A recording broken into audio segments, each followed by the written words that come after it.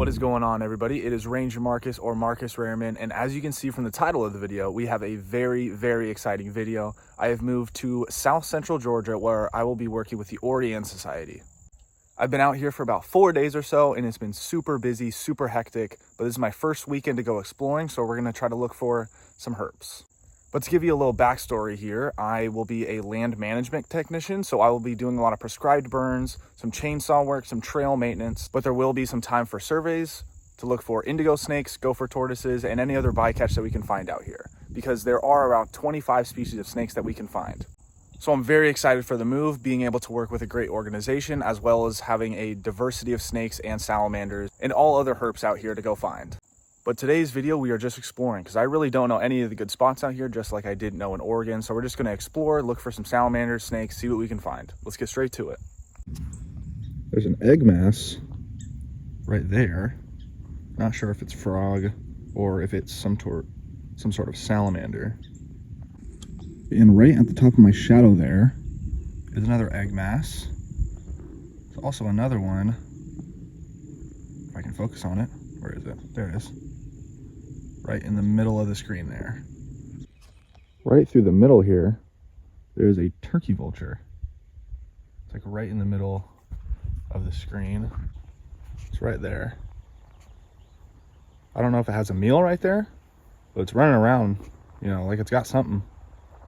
Right here, we have a pretty cool thing to see. This is a gopher tortoise burrow. So they lay out all this sand right in front of their burrows, and then they can burrow down at least 50 feet down there.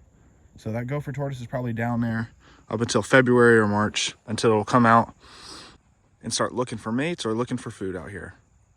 Here is another gopher tortoise burrow.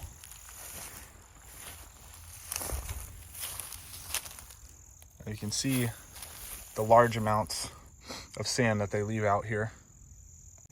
Now at some point I'll be surveying for these guys. So what we'll have to do is we'll have to stick a camera down that hole, and we'll see if there's a gopher tortoise inside there, or the gopher tortoise will be somewhere here around the burrow. Here's another one of those cool instances where we have a gopher tortoise burrow here, but we have the plant here called the palmetto, and this palmetto is a great cover and it creates great shade for a lot of snakes. So snakes will sometimes use gopher tortoise burrows, but then when they want to come out into the sun, then they'll sit right under this palmetto. So you can see where that sun is just getting under that palmetto, and snakes will sit under there after coming out of the gopher tortoise burrow. What I'm also liking about this place is that all of the roads here are sand. So ultimately, once it starts getting road cruising season, then I can practically road cruise these small roads here on the preserve. Pretty cool. And look at these tracks here as well. You can see everything that comes out. So I was just walking around out here, and my boss pulled up in a UTV, and he said, all right, let me go take you to the salamander spot. So I'm out here at the salamander spot, but on the way we found a small hog, which I'll put a picture right here. And so these small hogs can actually do a ton of damage on this habitat. So we were looking at the habitat when I first got here a couple days ago, and they just tear up the ground here. It's the same concept as the Burmese pythons in Florida. They're super invasive and they can destroy habitat.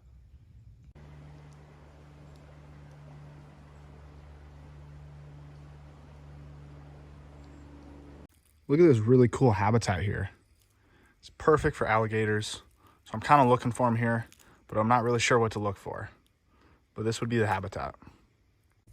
And look at this. We got another herp here and a knoll. My guess is that this is a green anole. I'm gonna try to catch it, but they, like I said, they are incredibly difficult, and I have no idea where it just went.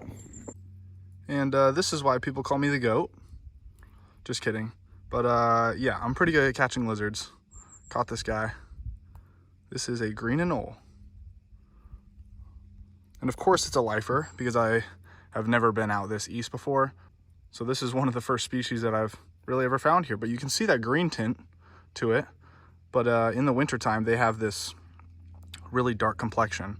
But there is the green there, almost changing its color there as I'm talking about it. Cool. Okay, I did not know this. These guys change color. I had no idea. I mean, it was brown when I was first taking the video, and it is almost completely green now. That's pretty sick. I'm gonna try to get some more pictures of this guy on the ground though. Well, about 5 minutes after I caught that green anole, I just flipped my first salamander here. I am not gonna lie to you, I do not know what kind of salamander this is. I know that the Chamberlain's dwarf salamander is out here. So okay, I put him on my backpack because this guy kept moving around. But you can see there's the Siri is what they call it, and that's the little thing that's coming down from its head there. That means that this is a male. But I think this is a Chamberlain's dwarf salamander. That's my thoughts right now.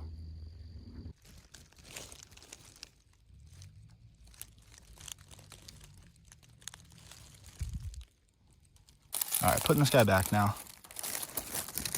There he goes. Go, buddy. Under the log. There he goes.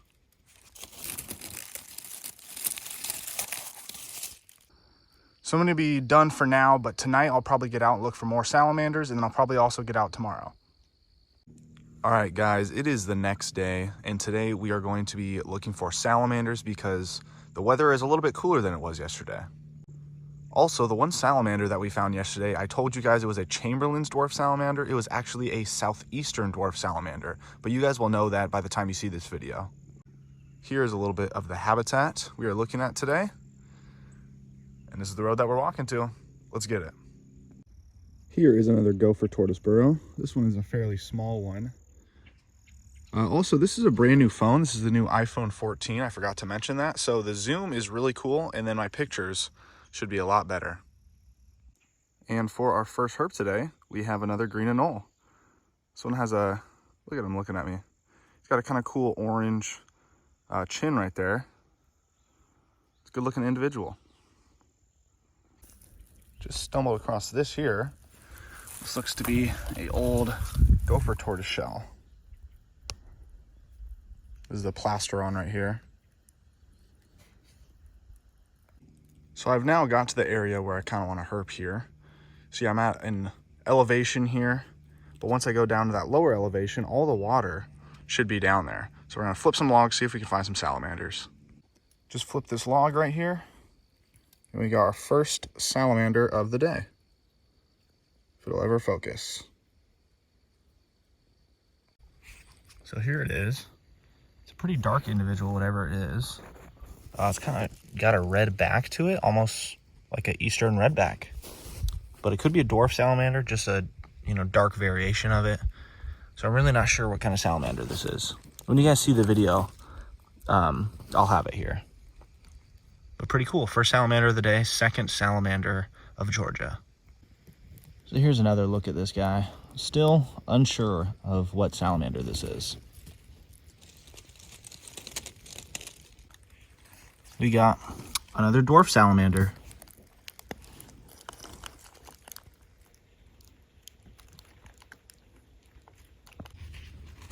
And another dwarf salamander.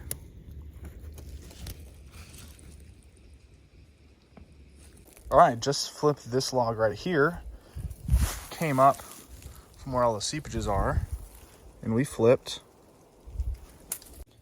Well, it jumped out of my hand, and I lost it. But it was a little ground skink. So first skink here in Georgia. All right, guys, that is going to do it for me this weekend here in Georgia. I had an awesome first weekend out here getting to explore and herp. We found 4 southeastern dwarf salamanders. We found a little brown skink. And we found 2 green anoles. So it wasn't a lot of diversity and it wasn't a lot of good numbers, but it is January. So once those temperatures start rising, we'll be seeing a lot more herps out here. I'm excited to see what else Georgia has to offer me, but if you made it this far in the video, like the video, subscribe to the channel, and thanks for watching. Peace. So as you guys know, I was already done for the day, and I was back at the house when Nick spotted this either eastern rat or gray rat snake. It's kind of an in-between, but this is my first snake of the year and my first snake here in Georgia. I'm gonna take a lot of pictures of this guy. It's a pretty small individual, maybe like 2.5 feet or so, but a really cool snake to start off the year. And this right here is the definition of a prehensile tail. My hand is acting like a branch for it. It's got it all curled up right there, and it is perfectly fine doing this.